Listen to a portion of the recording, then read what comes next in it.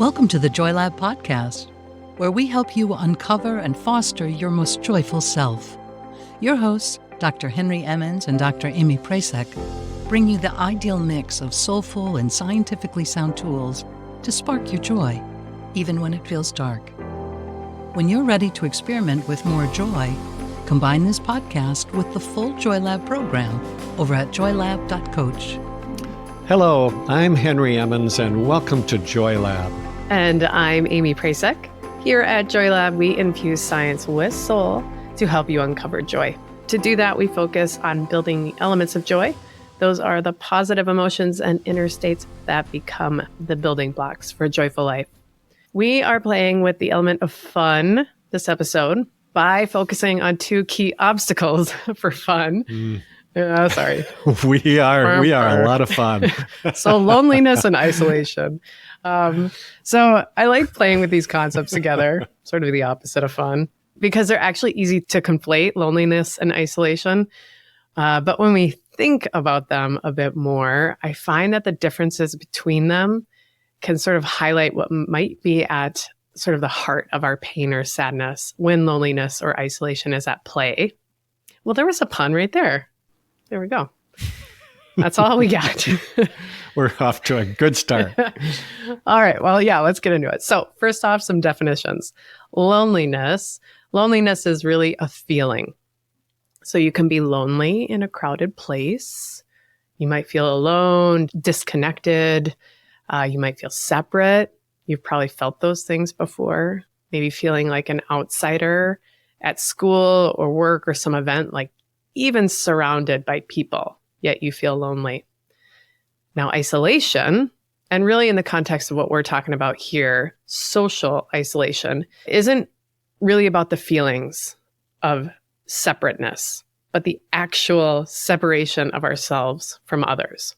So it refers to like a true lack of social connections. And this can happen for a ton of reasons, some completely outside of our control. Like if you can't drive and public transportation is difficult as well, or you have a medical condition, or recent phenomena here amidst COVID, you weren't able to maintain connections with technology. We saw a lot of issues with that during the COVID height. But what we're focusing on here is really isolation at our own hands, consciously or unconsciously. The other thing to note is that you can be socially isolated and not lonely. We're a social species, but there are times for when that works out just fine, and we'll talk a little bit more about that later. I like that distinction that we're looking right now at the kind of isolation that we have some agency over, that it's got something to do with ourselves. We have possible ways out of it. So, there you go. And I also agree that loneliness and isolation are not exactly the same thing. I think of them a little more like maybe two sides of the same coin. Sometimes, frankly, I do want to be alone. Yep. But most of the time, I crave connection just like everybody else, or at least most everyone else. When you want to feel connected and you aren't, then you might see yourself or perceive yourself as being isolated. That is a perception. And then you might feel lonely. That is the emotion. And as I think we all know, it can be a very painful emotion. It can hurt. Our need for connection is so great and so strongly woven into us, really into the fiber of our being, that when we don't have it, it's pretty hard to survive, actually, much less to thrive. So, yes, we are talking about it right now as a barrier to fun and play, and it is. But really, you could say it's a barrier to everything that gives us joy. Loneliness can just take us down in so many different ways.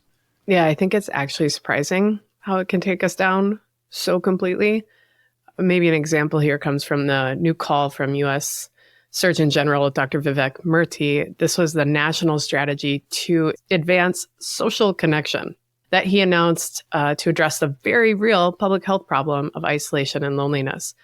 And this matters because these things take us down, like you said, Henry. Loneliness and social isolation are linked to an increased risk of pretty much every not great health outcome you can think of. It's wild. Just some examples here. Social isolation increases the risk from premature death from all causes at rates similar to smoking, obesity, and lack of physical activity. That just blows my mind, right? There's research with folks in heart failure who report loneliness. Those individuals are 4 times more likely to die from their condition compared to those who do not report loneliness. Isolation is associated with a 50% increased risk of dementia. Really? Yeah. Wow. About a 30% increased risk for heart disease and stroke. I could keep going here. I'll end with folks who are lonely have higher rates of, this one's pretty obvious, depression, anxiety, and suicide. Yeah. So there's like a lot of crossover in the data here with loneliness and isolation. But the point is that feeling lonely or being socially isolated is not uncommon, and it can be really damaging for our well-being. Here's just a quote from Dr. Murthy regarding this call. He said, "Given the profound consequences of loneliness and isolation, we have an opportunity, an obligation to make the same investments in addressing social connection that we have made in addressing tobacco use, obesity, and the addiction crisis." Wow. I love that. Yeah, it's pretty awesome. And there's a bunch of recommendations here from a public health perspective, which ultimately are cost saving for society, for all of us. So when we step back and look from an individual perspective, and assuming we have the structures and abilities to be socially connected, talked just a bit about that earlier, then we all have a lot of control actually here to address our loneliness. So at the same time, there are paradoxes at play. We feel the pull, the desire of connection because we are social species, yet we separate ourselves, sometimes for some really good reasons. Like for me, I really need alone time to refill my tank. I need to purposefully isolate to come back to balance when I feel off. That's something that really helps me. At the same time, separation is counter to our instinct, to our wiring.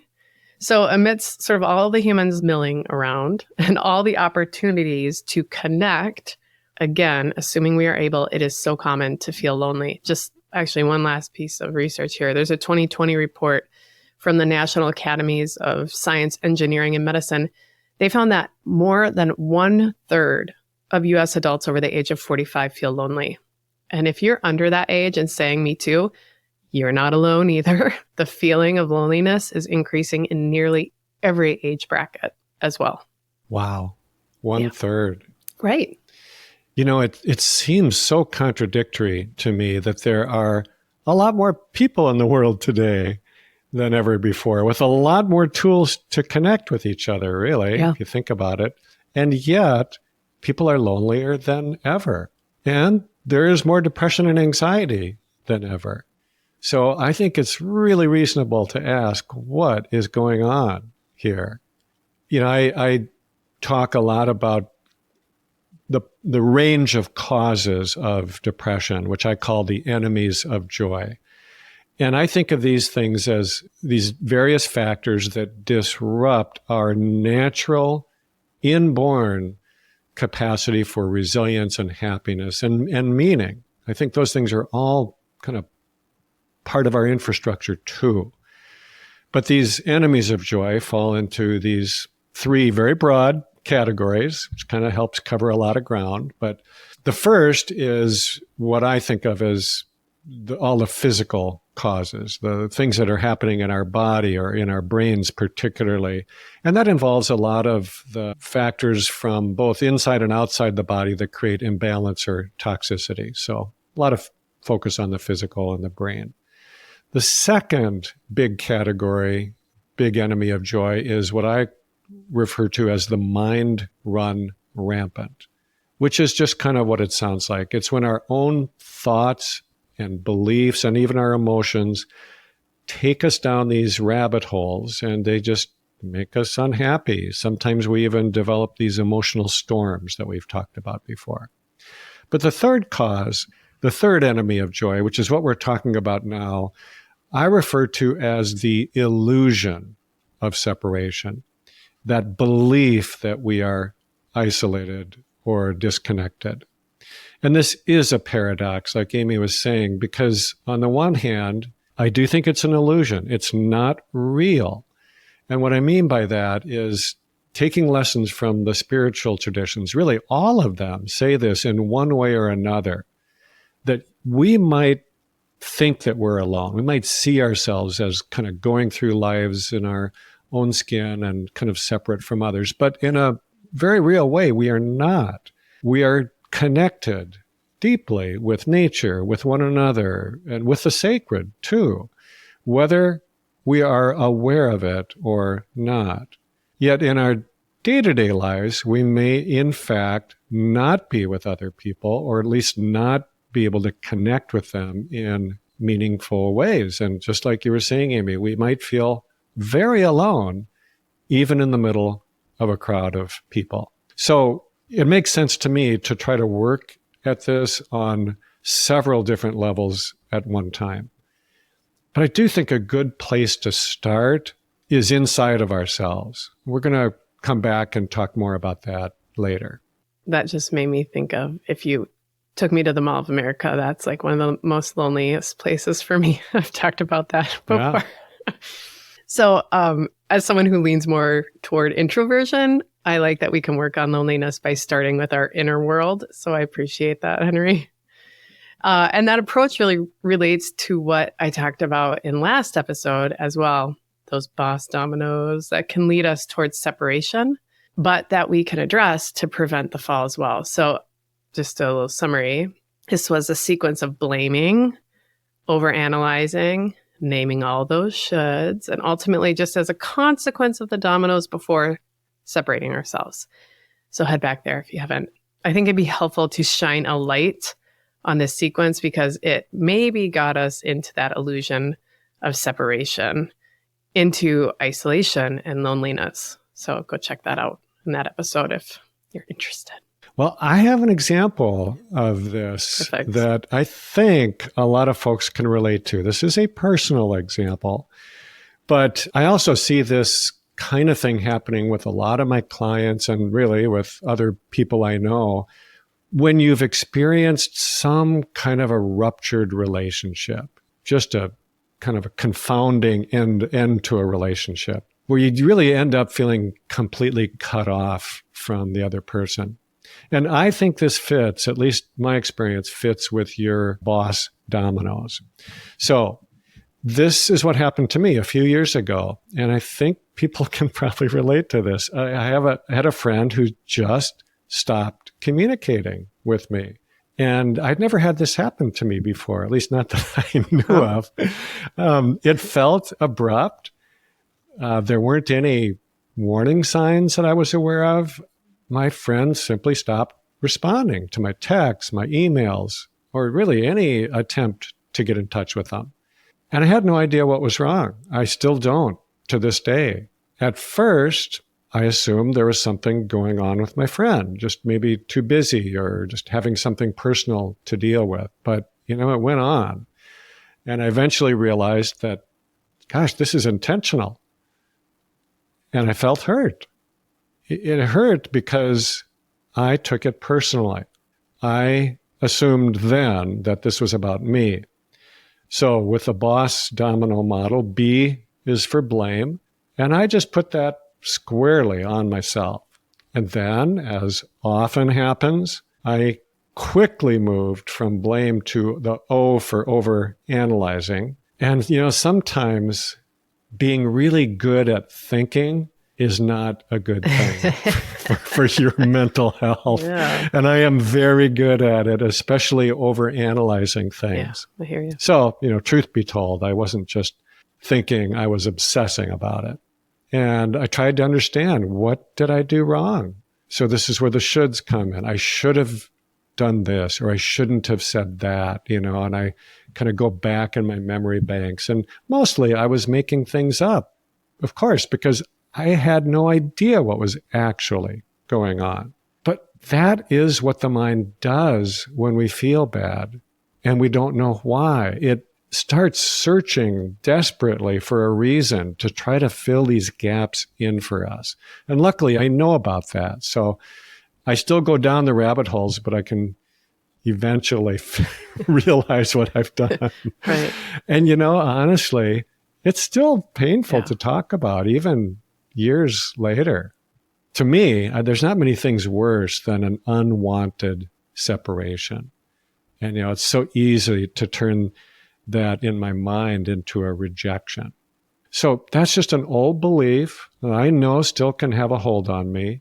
And it is one that really makes it easy to take things like this personally, which frankly is just a great recipe for bringing one's mood down.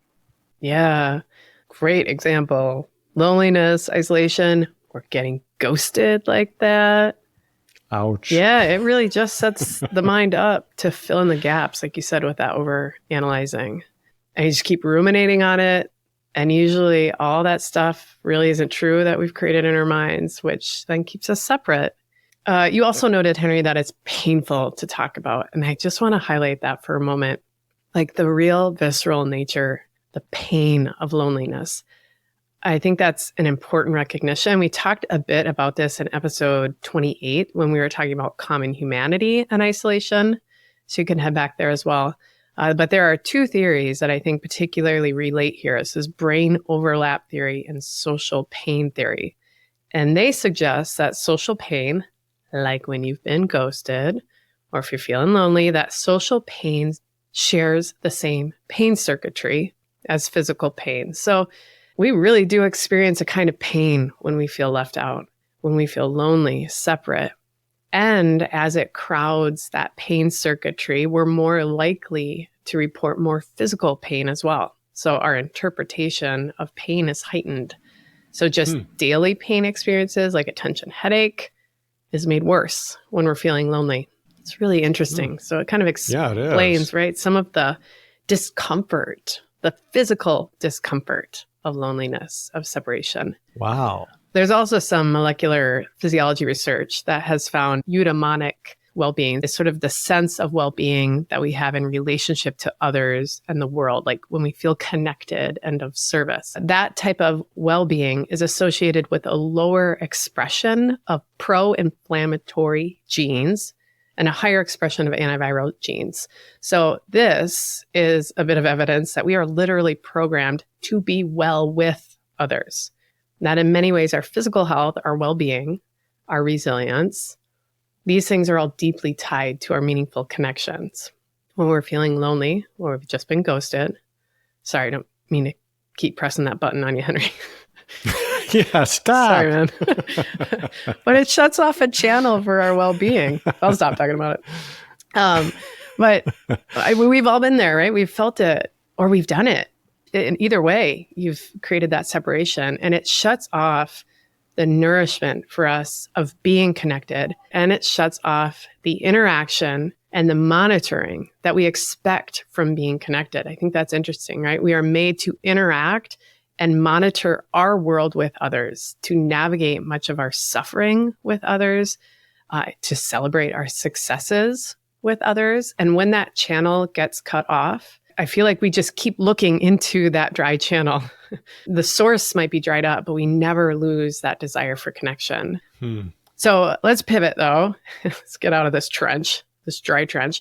We can open that waterway back up. We can open up that channel again. So let's get into that, Henry, like with a key strategy for us right here. Okay. So you talked about this as a visceral experience. Yeah. And I think that is literally true. I think these kind of things affect us in our gut, in our connective tissue, in our heart. And I think we can actually use this visceral experience to our advantage. So in that sense, we can see it as a gift rather than something we don't want, a pain that we want to push away. So to do this, I'm going to turn to my good old reliable, tried and true system to navigate out of these kind of closed off channels. And I like it for myself because it is so simple. All that it takes are 2 ingredients. One is the ability to be aware of this as a visceral experience. In other words, to feel it. And two, a willingness to open up again, which is really our goal. But there's an element to which we have to be willing to do it. We have to allow the opening to happen. That's a little bit tricky. But here's how it works for me. So first, I just tune in to my felt experience. This is physical. And for me, it's in the midsection, somewhere between the neck and the groin, but often it's the chest and the belly. And it feels usually like a constriction, like there's a tightening up in this part of my body. And I have learned to just see this as a signal that this is telling me that something is off inside, like I've shut down something or something is shutting me down. Now, this is not hard to sense at all. All you need to do is to turn your attention to your chest or your gut and ask yourself, what do I feel in this moment? And then if you want to, you can refine that a little bit. Is it a sense of tightening or a sense of openness or expansion? Is there a closing or an opening? And remember, you don't need to think about this. This is not a mental exercise. This is just a tuning in and an awareness. You don't need to figure anything out. Just feel it. And then comes step two, which for me is a fair amount harder, but it's still, with practice, it's very doable. And that is to start out, you don't want to judge anything. So you don't need to say something like, man, I'm doing it again. Here I go again. Or my friend betrayed me. You don't need to find anything wrong with yourself or with the other. So I can simply ask myself then, am I willing to stay open? And just by bringing that awareness, that intention to it, I find that I can, with just a little bit of acceptance, and even at the tiniest of openings, I can keep myself a little bit more open and maybe even open them back up again more than before. So that's all that it is. It's sense and release. Notice and accept. So you let the feeling touch you, but you don't hold on to it. You just let it touch you lightly, and then you let it go. Because unless we are truly isolated, really, really just cannot have any contact with people, we do participate in our own loneliness. It is not our fault. We're not doing it on purpose, but we are participating somehow by allowing ourselves to get closed off and stay that way. So all we can do in that moment when we're hurt is to try to stay open. And then if we can stay open, we will find the right steps to take, I think, because, probably there are some other things we need to do to change that sense of loneliness or isolation. I love that reminder. If I can stay open, I'll find the right steps to take. When I'm open, I can see the possibilities. I can see folks who might be able to help. I can just practice staying open. We actually have a nice meditation over at our Resilient community for this as well, sort of tuning into those sensations, that body awareness. I'll link it in the challenge for this episode. So join us in the community if you haven't yet. We have lots of extra tools to support your resilience. And by joining, you keep this podcast alive. So we're grateful for that. Well, to start wrapping us up, at the beginning of the episode, I noted that we can be isolated and not lonely. And I said how I really need alone time to kind of recharge. In fact, I did my first silent retreat last year. It was 5 days of no talking, no devices. It was amazing. I loved it. So that's what we're talking about next episode. After saying how terrible isolation and loneliness can be in this one, we'll talk about how great some conscious isolation, not loneliness, can be in next one. But there's a different term for that. Solitude. Sounds better than conscious isolation. A very conscious choice, though, to step away from the world. Well, I am looking forward to this, Amy. I am usually very social, yes.